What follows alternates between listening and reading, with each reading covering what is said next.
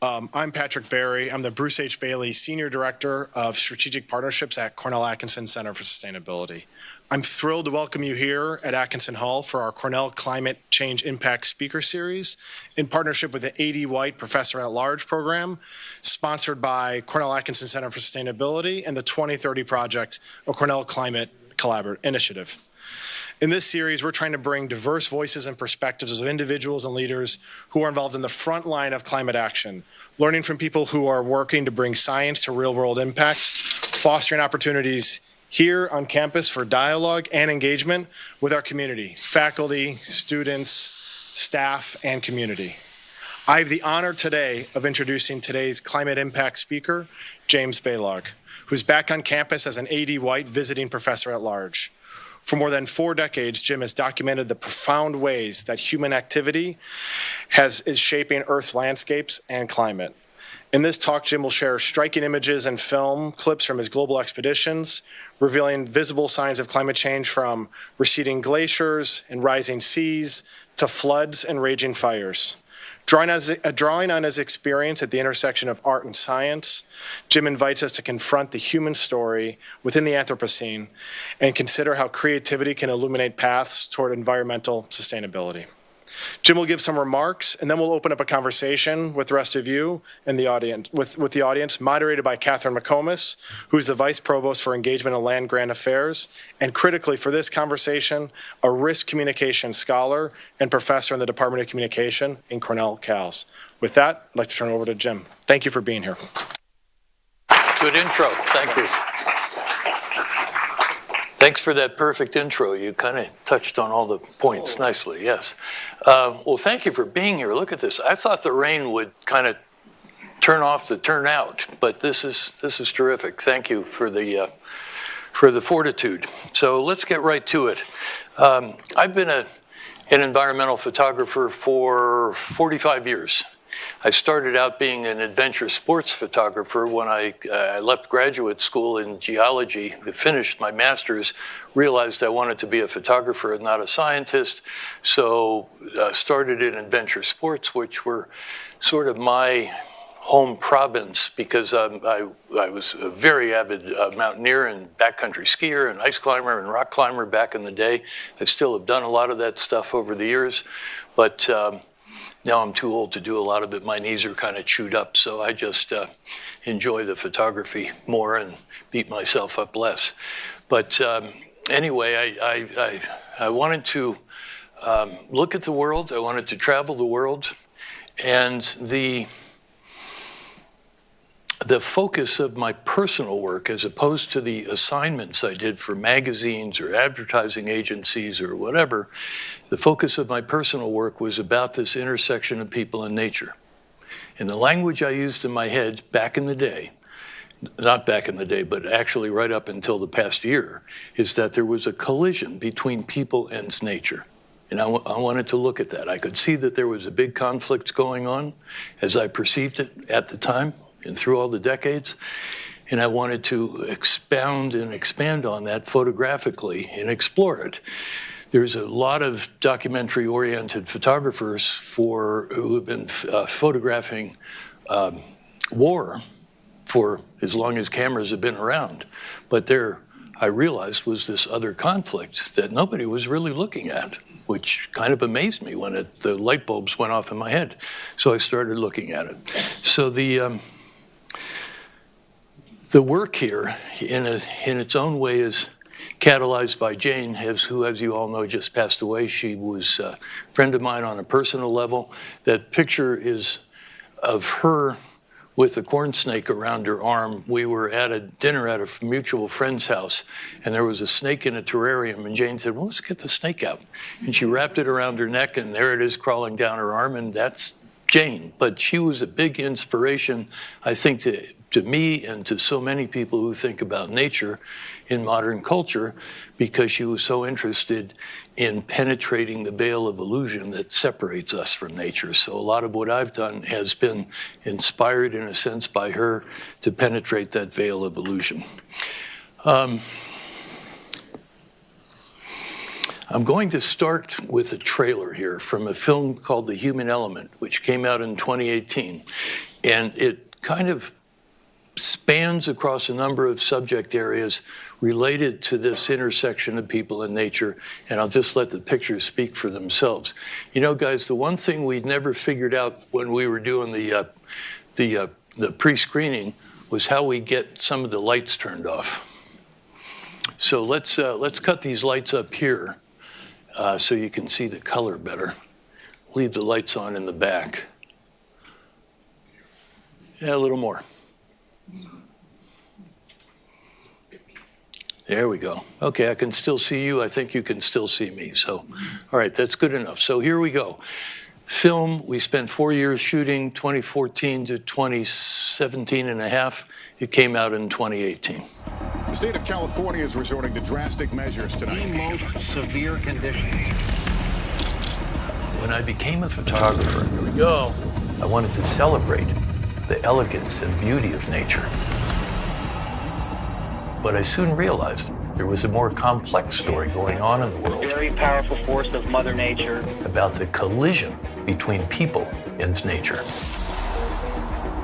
And I felt a great sense of urgency to bear witness to that. We need to get out of here because the water is rising around us. As you can see, the water is just tearing it to pieces. Front Range is still under an ozone action alert. The majority of our kids are struggling with air. In the United States, we have a fire problem. The fire was huge and spread really fast. These are wildfires we have no control over. Little tornado right there. We depend on the stability of the fundamental forces of the world. Earth. When you work in the mine, coal becomes part of you. Air. You're most definitely afraid of the air that you're breathing in. Water. Water and the folks on Tangier, we're joined, we're connected. Fire. Just respect it and maybe live a little longer. And the fifth element, people. An imbalance in one element leads to an imbalance in another.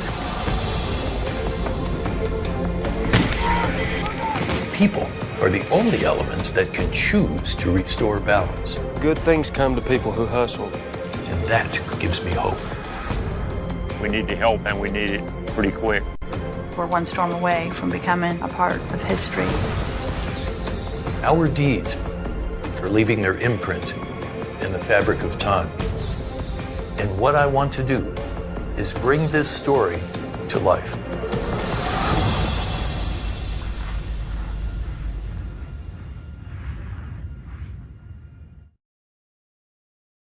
As an ice and climate guy, I've photographed a lot of other subjects over the years, spanning fires, sea level rise, endangered wildlife, the great trees of America, deforestation, lots of different things. And I've become acutely aware that there is a parallel to the term plate tectonics. I assume many of you have an earth science background. You know what plate tectonics might be. The forces that move the continents around, build mountains, create volcanoes. And it dawned on me about 10 or 15 years ago that we need a parallel term to speak to the question of the force of humanity. Our needs, our population, our technology, our desire for, our needs for survival, our desires for the totems of affluence, all of that multiplied together creates this enormous force on the world that I call human tectonics.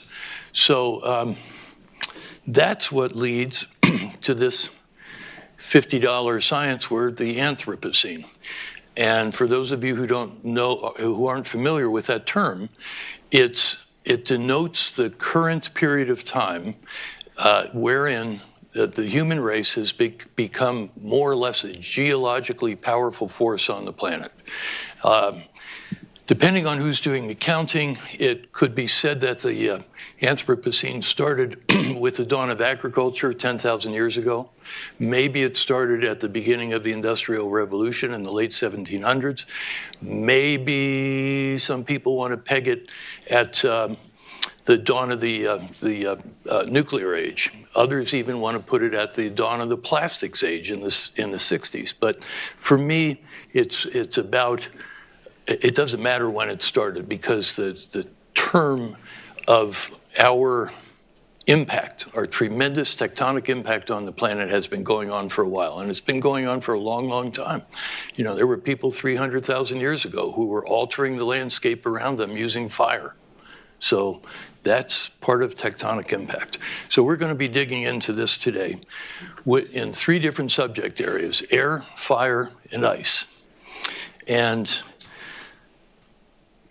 I use this purposely as a background because you can see how the surface of the land has been altered in the Anthropocene for the sake of agriculture. And agriculture has been a very, very powerful force across the soil and the rocks. So let's cut the lights again so we can see the pictures.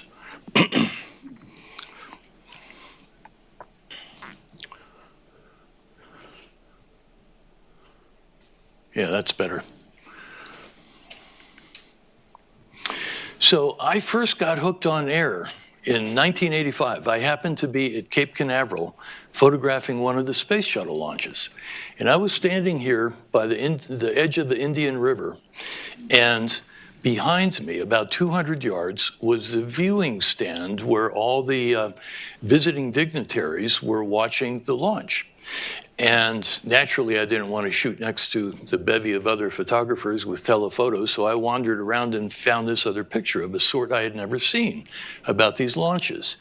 And on the loudspeaker, the mission control guy was announcing how high the shuttle was. And so the shuttle takes off, and it goes, and it goes, and it goes.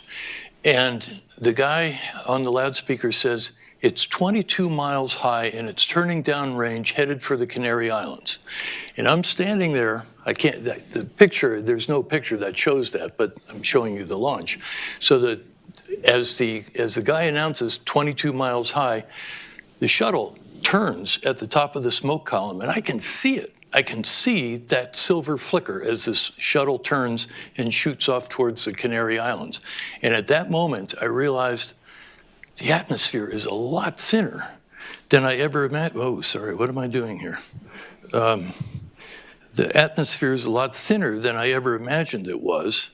And I want to someday maybe do something about that photographically. I'm not an astronaut, never will be, never would be, but maybe there's a picture in that somehow.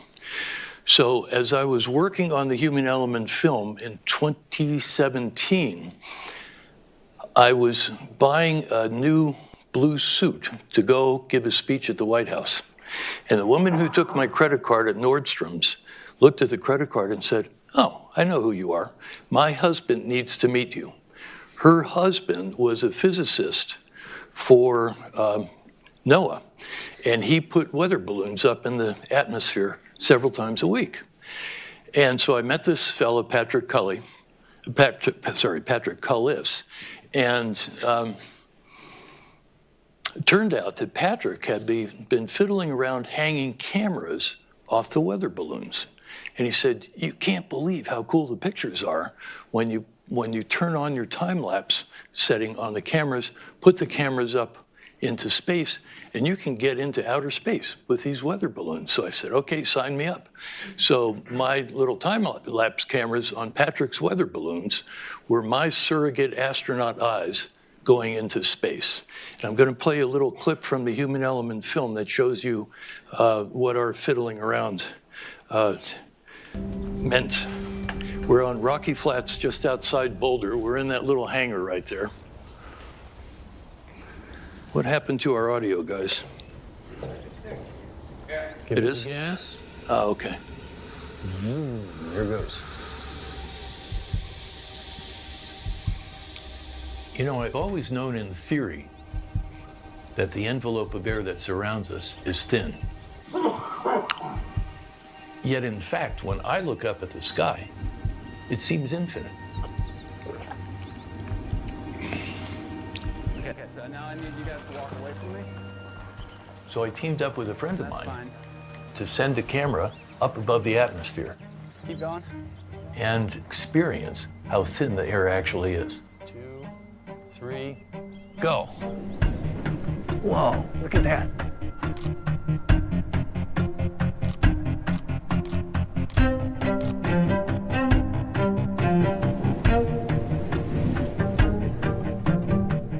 took only 25 minutes for that balloon to rise to what's basically the edge of the breathable atmosphere at 35,000 feet.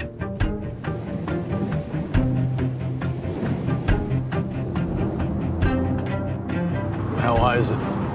It's 61,000 feet. Wow.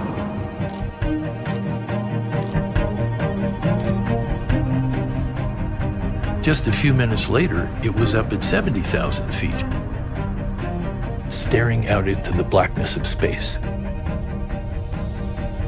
99,000 feet.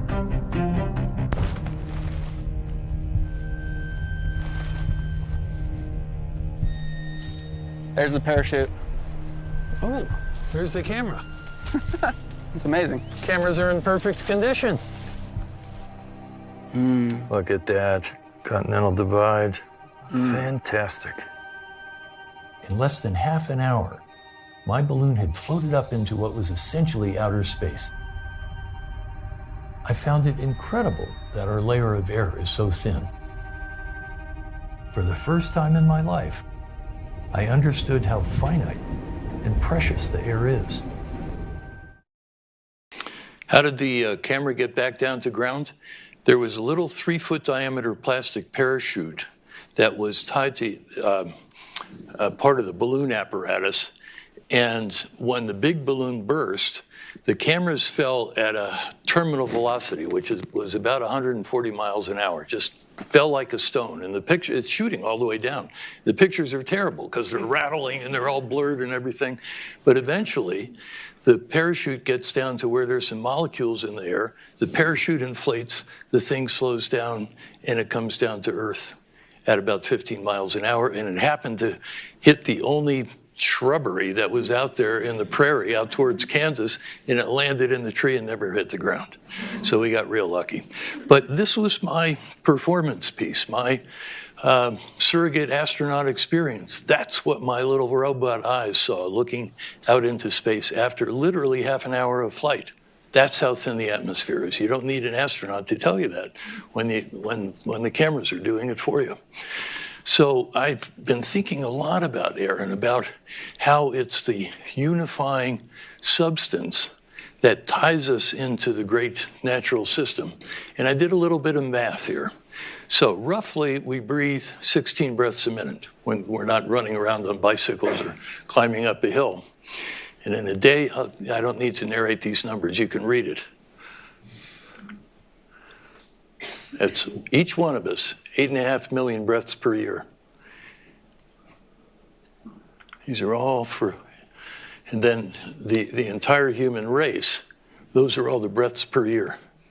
And what that takes me to, maybe a little bit of poetic license here, but to this idea that we're part of Earth's lung. We're not separate from it any more than the trees are on the ocean surfaces where there's exchanges of gas going back and forth. We're part of that system.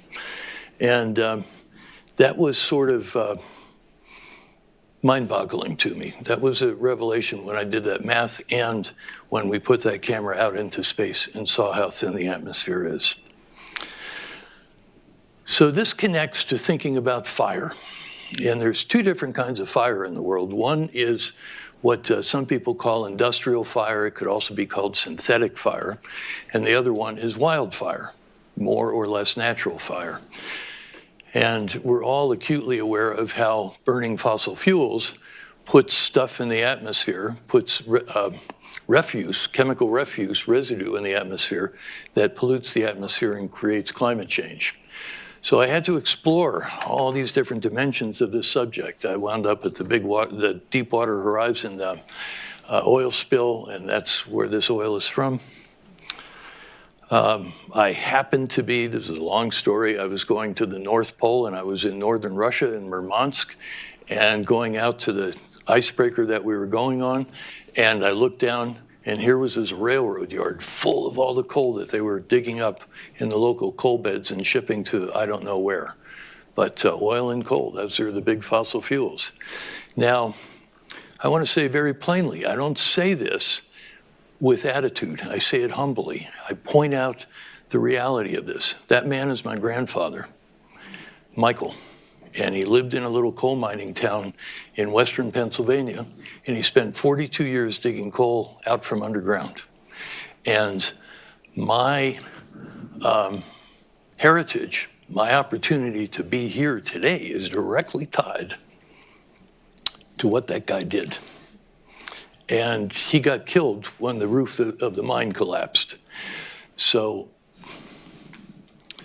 I'm humbly and acutely aware of how connected I am to that activity and that bloodline. And we all are. We're all connected in this process of using burnable material, whether it's firewood, natural gas, coal, or oil, to sustain our lives. I mean, the photons that are creating that picture came from somewhere where something's being burned, unless it happened to come from a wind turbine, a geothermal thing here at Cornell, or solar panels. But chances are it came from fossil fuels.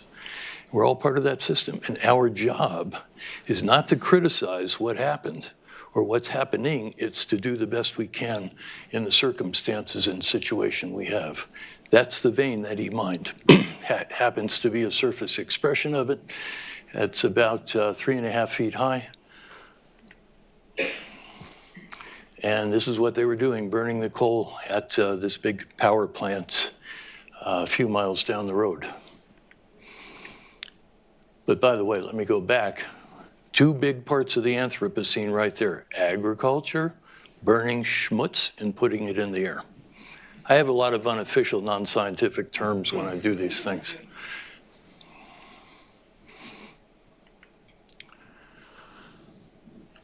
Wildfire. It's the other big form of fire. Wildfires happen naturally, always have been, but as we all know, as the climate is drying out and it's getting hotter, it creates the conditions for wildfires to be more violent, to last longer, to burn more areas. And the wildfire season starts in the West anyway, much earlier than it used to, and it goes on a lot later than it used to. In my hometown of Boulder, we had a fire that burned 1,000 houses on New Year's Eve a few years ago. During the cold season when you're not supposed to have wildfires. And this thing got caught in a big windstorm and blown through all these houses. So the wildfires are now part of our lives. And in the Anthropocene, it's going to keep being part of our lives. Here in this part of the world, you don't have very flammable vegetation. It would be an unusual set of circumstances to get a big fire ripping through this landscape. But you're getting a lot of the smoke coming from the Canadian fires, as you all know.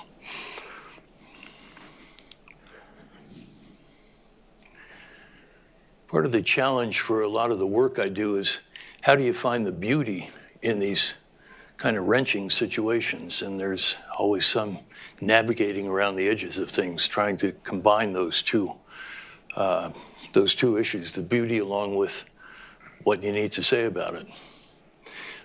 We worked for 4 years on the fire lines, mostly in California. This guy in the orange suit is actually a convict in a state prison, and they put these convict crews out, and these guys are thrilled to pieces to get out of jail and run around on fires for $2 a day. They say it's way better than being in jail. And it's rough work, really, really difficult work, grueling, exhausting, very, very bad for the health because of what you're breathing in.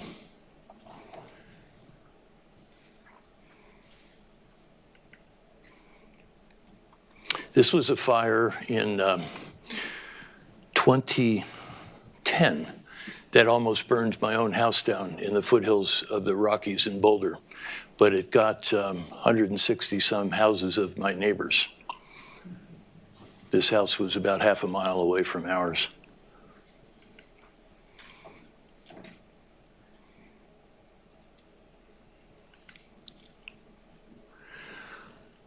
Big fire in California called the Sobranos fire in 2016.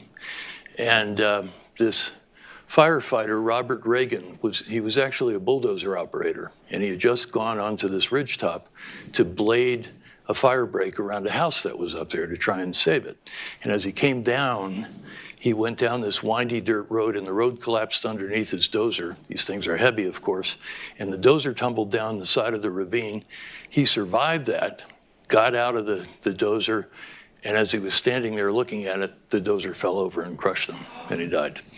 And so his fire crew came back and put up this crucifix in memorial to him on the site where the dozer rolled. And we wanted to have this as a memento of him in the film. And this is a whole other story I don't want to get into right now, but his ghost came back to visit a couple of the guys on the crew as we were shooting.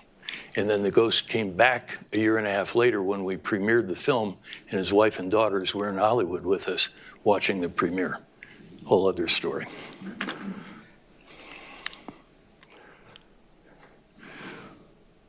One of the fire crew leaders that we worked with, 19 years old, her favorite sport was lifting weights and running so she could be ready for the frontline fireworks. She worked harder than any of the other 19 guys on that crew. She was tough. Which brings us to ice. So you make fires, whether they're artificial and industrial, or they're wildfires, and you change the nature of the air is reacting to those events. And as the air gets hotter, ice melts. Everybody understands that. There's a very obvious and direct connection. So I've spent a lot of my life since 2005 looking at glacial landscapes changing as a consequence of the evolving climate. Our work has taken me from Antarctica to the North Pole, from Alaska to the Himalaya, to the top of Mount Kilimanjaro in Tanzania. It's been an amazing, magical mystery tour, and I just want to share some of the still pictures, the single-frame still pictures celebrating the beauty of the landscape with you here at first. These are in Greenland.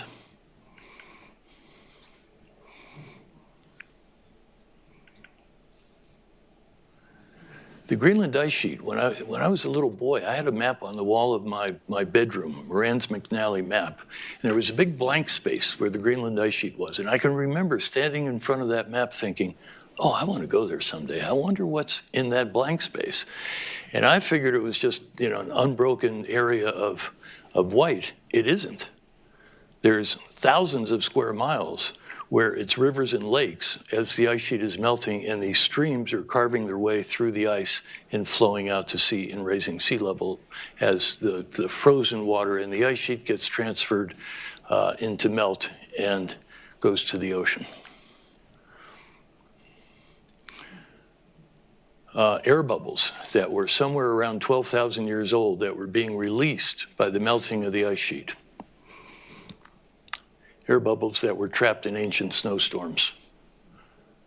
That's the picture out in the hallway by the entry.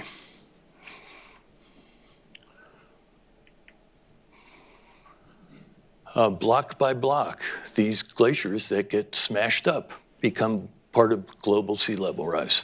They turn into smaller and smaller pieces, melt away, and once frozen ice on land becomes the ocean. This led to a series that we called ice diamonds because on this beach in Iceland where these glaciers blocks were getting smashed up, we would go day after day and watch what the high tide threw up on the sand for our visual edification, and it was amazing. These unbelievably gorgeous sculptures of ice that time and nature and water and ice had created.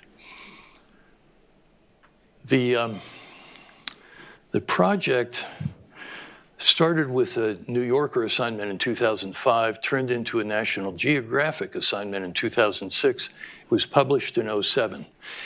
But I was frustrated with this story. When we were editing this story, I was thinking, now wait a minute, I'm dealing with time out there. The story is about time, this change of the ice that expresses climate change. I've got to show time somehow. And on our last day of editing, as I was walking from my hotel down to geographic headquarters, this little light bulb went off in my head, and I thought, wait a minute, I should put time-lapse cameras out there, leave them behind, and let the time-lapse cameras click away and watch the landscape changing. And from that, 20 years of my life was changed.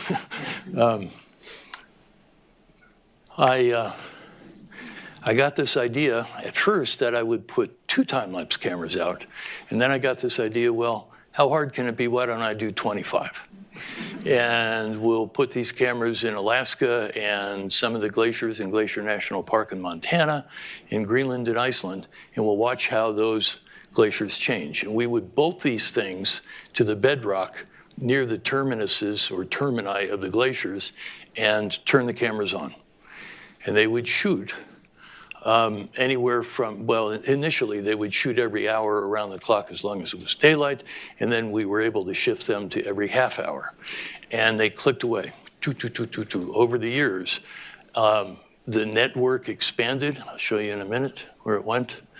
Lots of people worked on this with me.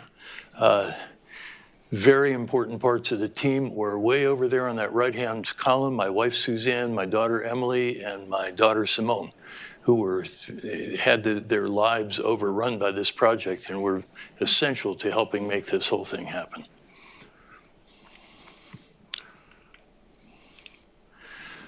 So that's what the time-lapse cameras looked like, parked on a ledge about 1,000 feet above the Columbia Glacier in Alaska. So I had to invent all this stuff. I thought that durable time-lapse cameras existed, but sort of flimsy recreational grade time-lapse cameras existed, at least at that time in 2007. So through a whole series of trials, developed this system where the cameras were housed inside these pelican boxes, these hard shell plastic boxes. And there's a window cut into the front face of those so the cameras can look out. There's solar panels. You can barely see any, you can't even see one in this shot, but there's solar panels that are catching power from the sun, putting it through a battery, and then that goes up to the camera and feeds the camera.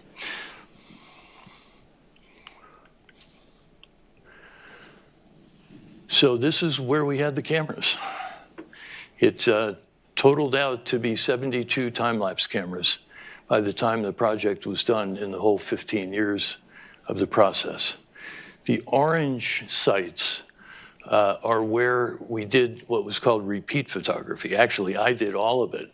I would go back to the same places I had been before, kind of put my tripod on exactly the same rock, try and frame the picture exactly the same as it had been, and show what happened. So we didn't have to put the electronics out there. The electronics cost a lot of money. And it started to turn out that it was easier to do repeats than it was to do time-lapse. But nevertheless, we had both going on.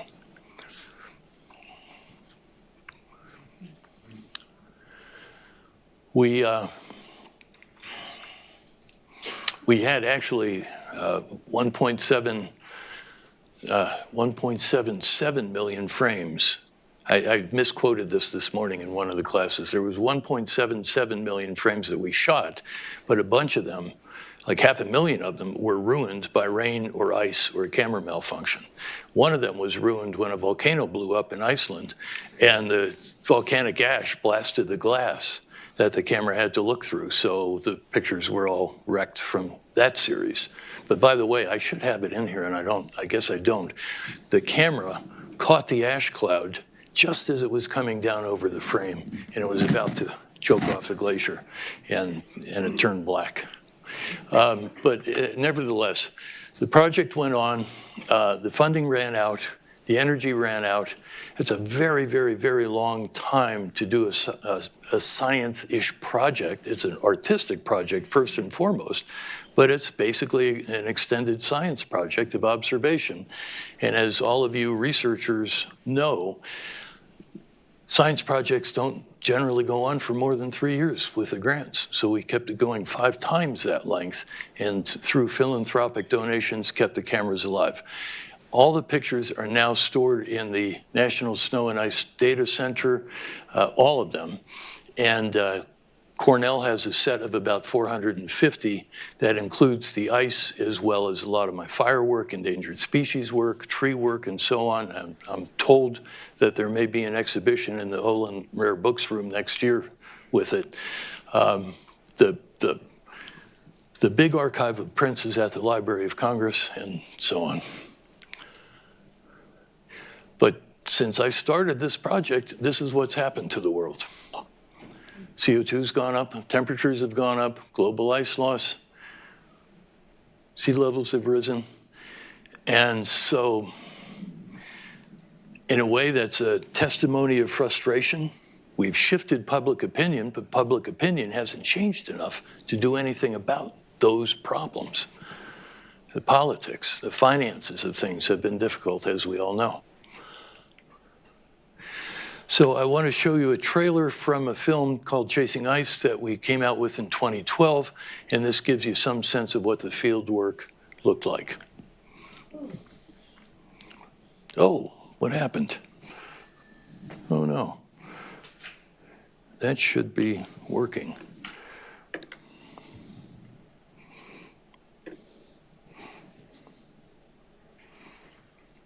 I didn't click the right button, sorry, here we go.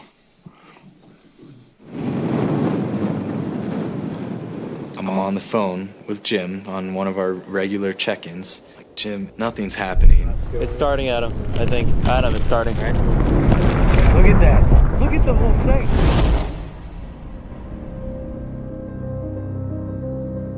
It all started in Iceland. I think I'm so certain to get wet, I'll take my boots off.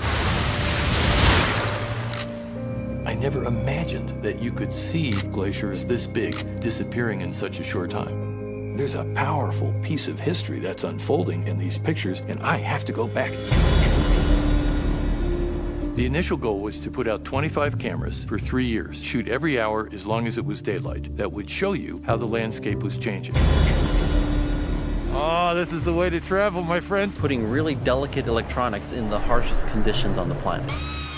It's not the nicest environment for technology. I do not want to go any lower than this. It's just bottomless. I'm going out here on this broken fin, and I assume it won't collapse.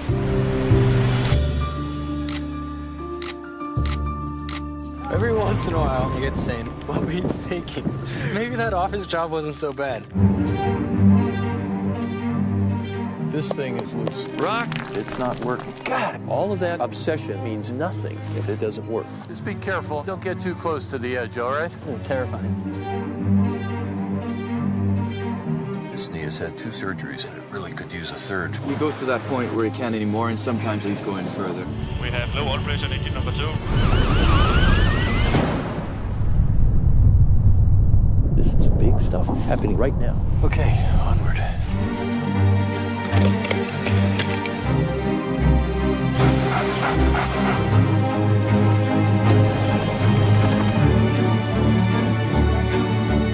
This is the memory of the landscape. That landscape is gone. It may never be seen again in the history of civilization, and it's stored right here.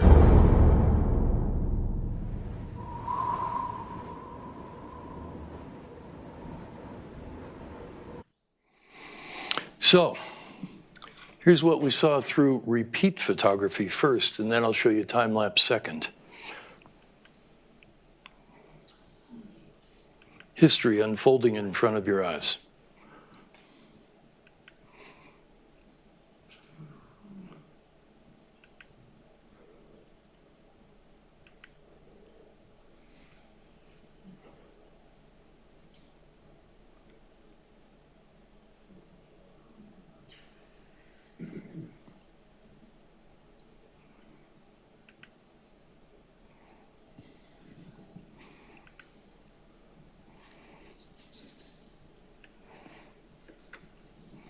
Actually, this is time-lapse, obviously.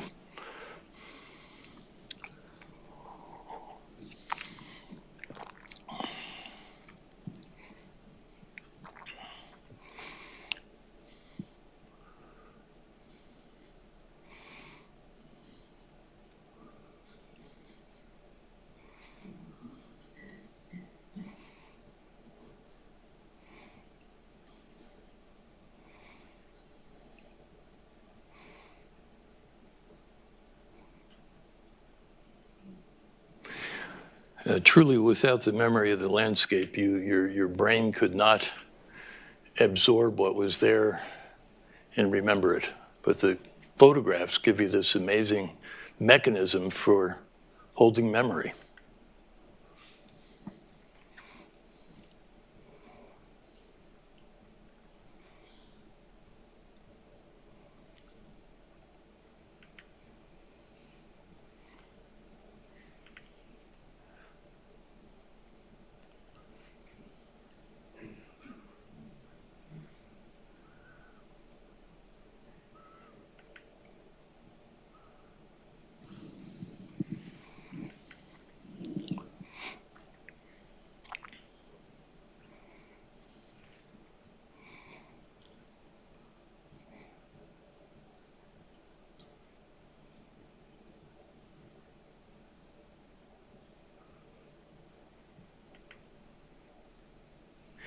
And here's a time lapse of that same glacier looking down on it over the course of 15 years.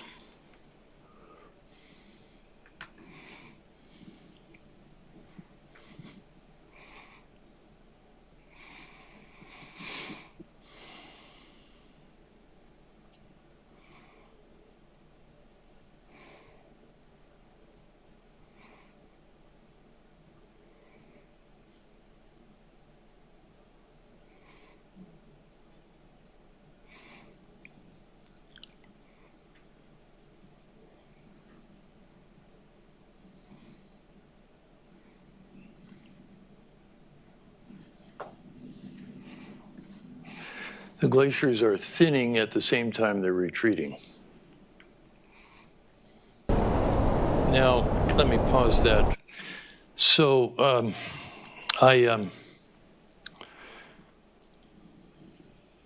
by 2008, I was realizing that there were these huge calving events, they're called CALVING. These pieces of the ocean terminating glacier would break off in a grand way into the ocean. You know, when you see those pictures on National Geographic Channel of pillars of ice toppling, those are calving events. And I realized that there was probably going to be a huge calving event at this big glacier in Greenland called the illuminate glacier, which, by the way, is where the iceberg came from that sank the Titanic in 1912. But it was going to require camping by that glacier for an unknown number of days to get the springtime calving.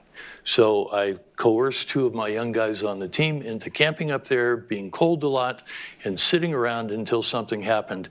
But this is what the camera saw after day number 17 came around. That wall of ice is 30 stories tall.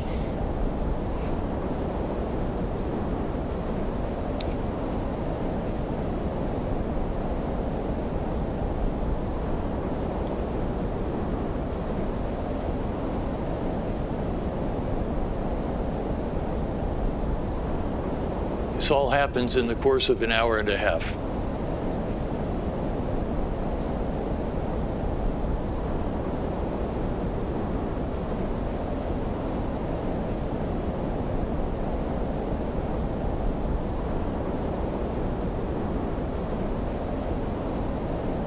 That berg that's floating up there on the right, that's 600 feet tall.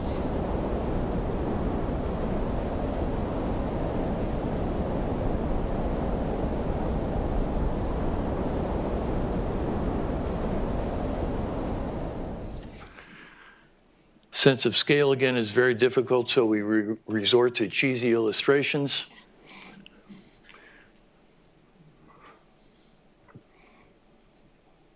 That block of ice was large. And here's the comparison to someplace you might know. And here's a comparison that we love to show in Washington. How many US Capitol buildings would have fit into that block of ice? And the magic answer is somewhere around 3,000.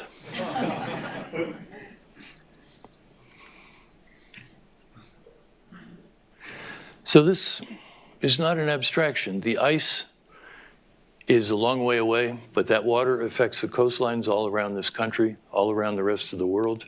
The air affects all of us from the burning and the pollutants, gets into the bloodstream, Some of the particles never go away. And I feel for our children and the people who will come onto this planet long after our children, who are inheriting a planet that's less than we should be giving them because of our consumption. And I'm going to end this little section with a series of pictures of a few kids. This girl had a terrible asthma problem from the polluted air in Denver. My daughter Emily holding a piece of one of the glaciers in Iceland.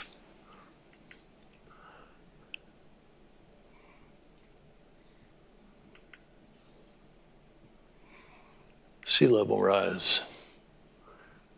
The ocean levels will be way different in places like Norfolk, Virginia, and Chesapeake Bay when that girl is an adult. The sea levels are already flooding the streets and the homes in Norfolk right now.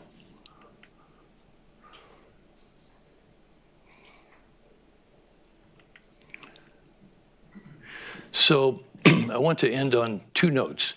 One is I'd like to play this montage for you of ice images along with some music that was composed by Sarah Brightman based on a melody called Gabriel's Oboe from a film called The Mission about 30 years ago.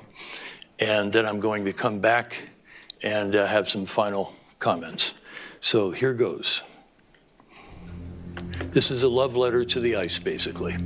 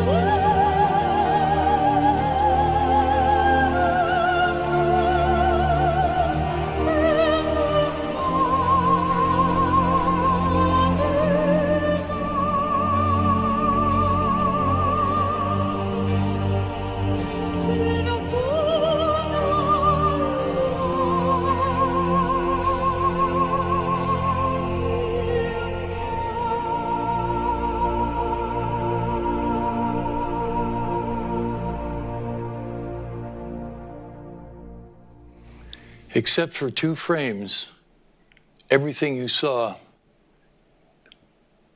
is gone. Doesn't exist anymore. Nature made those sculptures, transitory features, and they're gone. So I would like to very carefully choose my words. So I've written out some thoughts here that I'd like to read to you so I don't go off the reservation too much and I say exactly what I mean to say.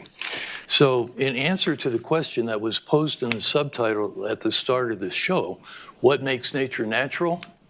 It's you. We've been sold an idea for centuries that nature and humanity are 2 separate things. And to me, the story of the Anthropocene is that we are part of nature. There is no separation. So humanity has in fact been a tectonic force integral to the natural environment for eons. The cultural imprint of our Western civilization has blinded us to that fact. Ironically, it is in an open-eyed recognition of what's happening in the Anthropocene that opens the door to recognizing our union with the rest of nature. Our deeds, as I said in that trailer, our deeds are leaving their imprint in the fabric of time. An imbalance in one element leads to imbalances in the others. People are the only element that can choose to restore balance.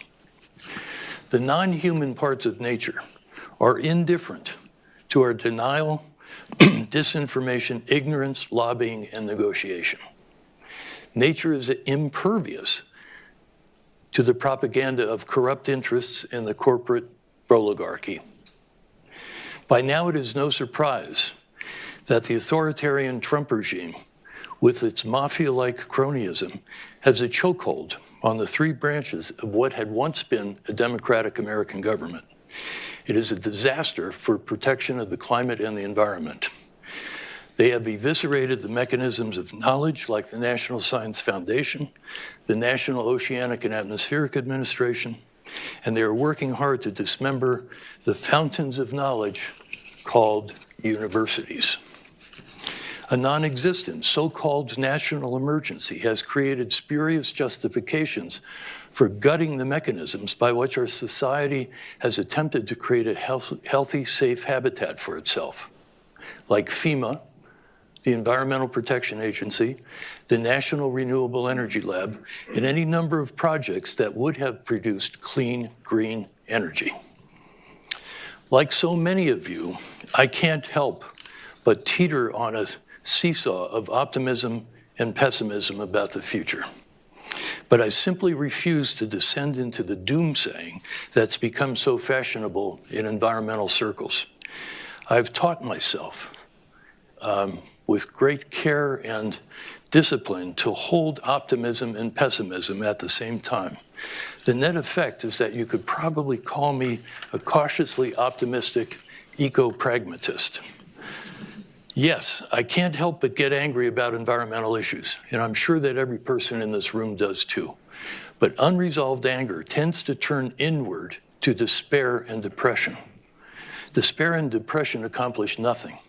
Far better to consciously, willfully wrench that despair from the psyche, direct the anger and despair outward, and use it as fuel for positive action. That's what this building is all about.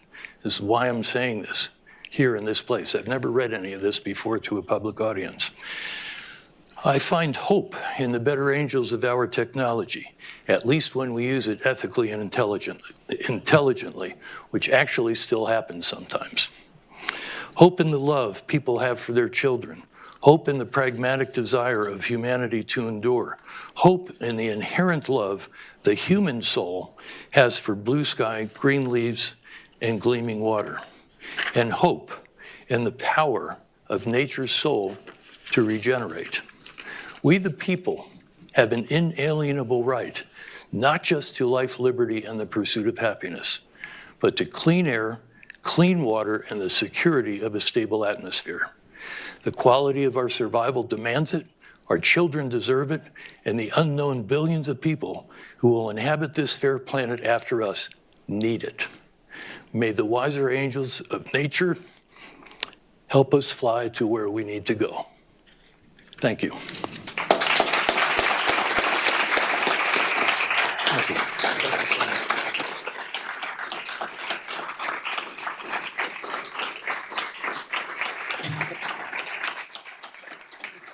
Thank you.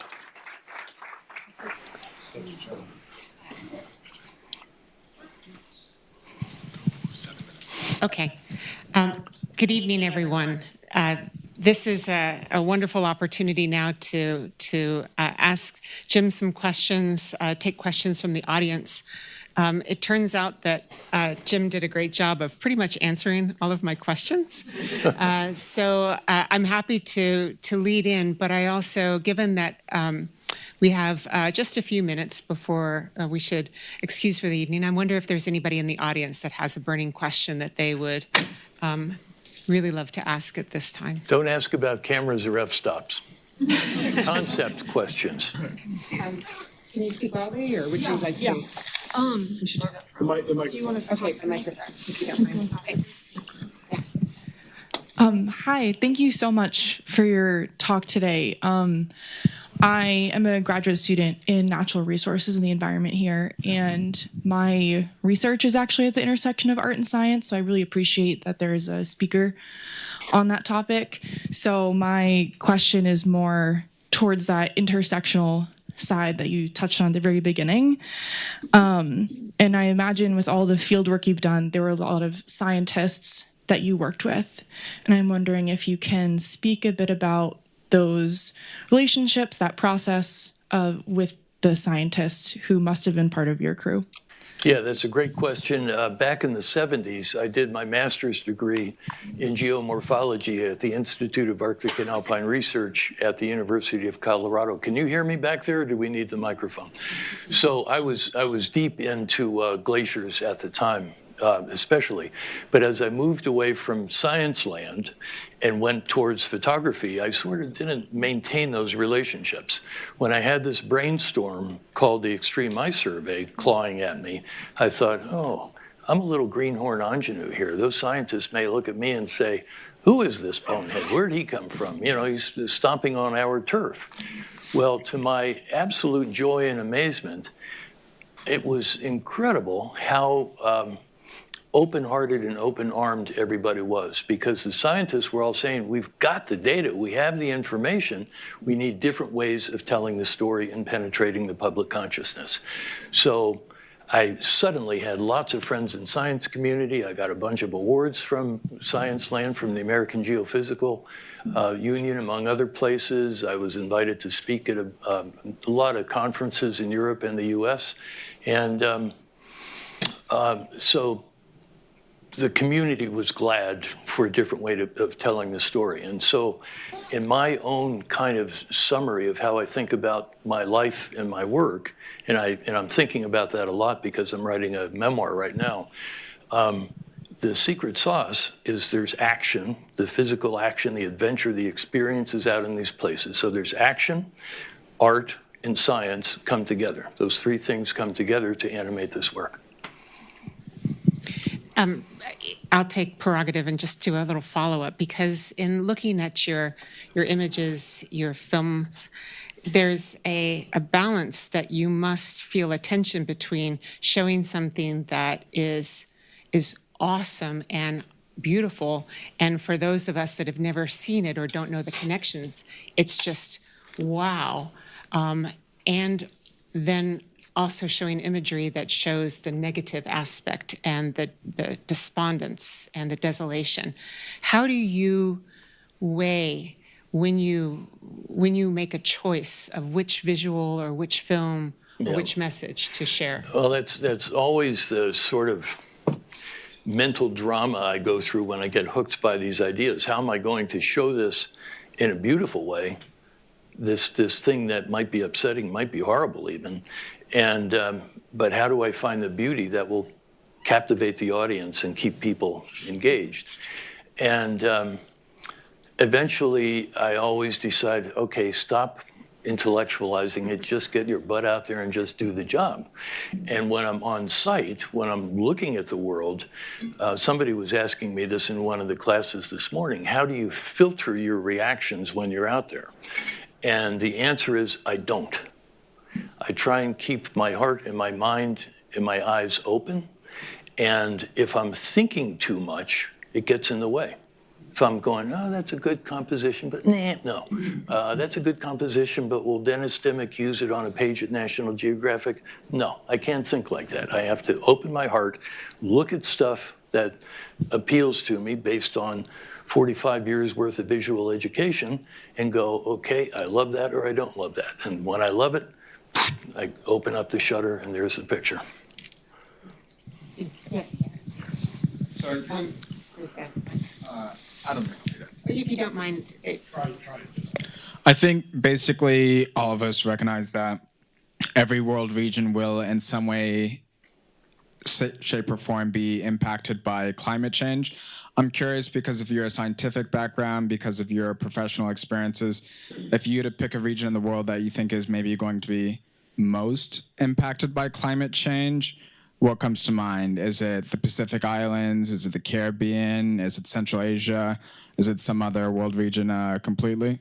There's hotspots all over the place where certain aspects of the altered environment concentrate and come together. The Gulf Coast of the United States is an endless series of disasters waiting to happen. Also, the Carolinas and the Georgia coast are trouble, as we all know from the storms. California is a wildfire disaster waiting to happen, and we all know it's been an earthquake disaster waiting to happen for a long time, and it hasn't happened yet, but it's going to happen. But the wildfire habitat in California is second to none in the world in terms of its flammability. The Pacific, in the Pacific Basin, Indonesia, the coast of India, those are very difficult places. The Philippines too, you know, they're all low-lying. They get big typhoons at the same time the seas are rising. And the one thing I want to emphasize here, the sea level thing is a curious bit of natural science. In your brain, as a logical person, you think, well, sea level rise. Okay, it's the same all around the world, right? Seas rise. But that's not the case. There are some places where the ocean levels are rising at 3 times the rate of other places. And that's a function of the way the currents flow and the storms flow. And some of those places in East Asia are subject to everything going against them. Maybe I'll ask, how are we doing? I'm curious, as a communicator, Patrick mentioned, I often lead with thinking about audiences. As an artist, do you lead with thinking about audiences, or is art for the sake of the interpretation, or do you kind of cross a little bit in both of that? Who are the audiences that you have in mind? I never think about them. You never think about it? I mean, at least not in the beginning. Yeah. I mean, although the little demon is always sitting on my shoulder, even at the start of the extreme ice survey, there's this little monster sitting there. Oh yeah, you think you're so smart, you're gonna get these pictures about these receding glaciers, and what if the glaciers don't change? But if you do get good pictures, will anybody care? And so that's there, but I tell that little monster to shut up, and I just respond with what's in my gut and what I feel is my moment in history, that it's my obligation to express and get out there and do it. It's really very easy to second guess yourself, but it becomes the enemy of productivity for sure. There's a famous drummer, jazz drummer and rock drummer named Vinnie Colaiuta, who's, I saw an interview with him on YouTube a while back, and he had a great quote. He said, "Thought is the enemy of flow." You don't want the thought gumming up your flow. And if you watch Vinny play drums, you know, that guy's not thinking. He's just in the groove. Yeah. That's fantastic. I think, okay, last question. Thank you. Thanks for being here. I really appreciated you showing your family. Let me mention where you can see the films. Because, you know, that's often overlooked, I think, in a lot of people's kind of professional lives. But I've been thinking about I have 2 daughters. I've been thinking about how to discuss these issues with them, what age. They're still young, they're 5 and 2, and how to balance that optimism and pessimism to kind of like remove my pessimism or despondence from these things to help motivate them, but not freak them out and make them really kind of depressed about their lives or their future before it's really started. Fair question, How do absolutely. I don't know, just personal perspective, how you Comes balance up all the time. I'm going to punt that over to my eldest daughter, who is sitting here in the front row. This is Simone. She was in that. Hello. I've been to 3 of these now with him, and I get the harder questions every time. I think he's always gotten the easy ones. So yeah, I'm Simone. I have a 4-year-old daughter, and it's heartbreaking to think about how you talk about this with them. And I think for me, growing up with the dad that I had, it was always just dad doing cool things, right? He was the guy who would come into social sciences and show the, slide carousel back in the day when he would come back from Easter Island or wherever. But at least how, for me, I talk about this with my daughter is like, it matters that we're kind, and it matters that we care about our neighbors, and it matters that we care about basic human decency, which I think has really been lost in a lot of ways, especially in this country, of like, you don't run a stop sign because you're just being a jerk, or you pick up your trash. And for my daughter has this amazing thing at her little daycare that she goes to, which every Friday they do what's called a peace pass. And they take something in the classroom that's really important to them, and they pass it along, and they just say, I offer you peace. And I think that actually just from that is the way that you sort of build this culture, this society, this community that is forward thinking about what can I do in service to other people. And I think so much of it is about in service of each other, and that we've really lost that in some ways, but in some ways it's stronger than ever has been. And I think the service aspect of it and making sure that we're kind and empathetic, I'm not so concerned that my daughter will learn ABCs. She will. I'm concerned that she learns empathy first and foremost. I wanted to mention where you can see the films. Chasing Ice was on Netflix for 7 years, and their license ran out and they never renewed it. But it's on YouTube, it's on Amazon Prime, I think. The Human Elements on Amazon Prime. They're both on Google Play, Apple iTunes. Can be seen in full or in part. We also just did a new film called Chasing Time, which screened at the Cornell Cinema the other night. And Chasing Time picks up the story of the Iceland glaciers where Chasing Ice left off in 2012. So it brings it up to date, and you can see these enormous changes in the landscape. And it's also a human interest story, because we're talking about, in that story, what happened to the old man who was the trigger for this process? What happened to the younger men who were part of the team? How did things evolve on an emotional and social level? So that film, it's a short film, 40 minutes in full length. It will screen on PBS starting in a few weeks. There's a series called POV, Point of View. In short form, I think it'll be 22 or 25 minutes. I don't testify to how good the edit was that PBS did. I saw one version of it about 4 months ago, and I didn't like it, and I told them so. But we'll see what comes out. But the gist of the story will be on there. Chasing Time, Chasing Ice and Chasing Time, and then the Human Element. Thank you. Please join me in thanking Jim for...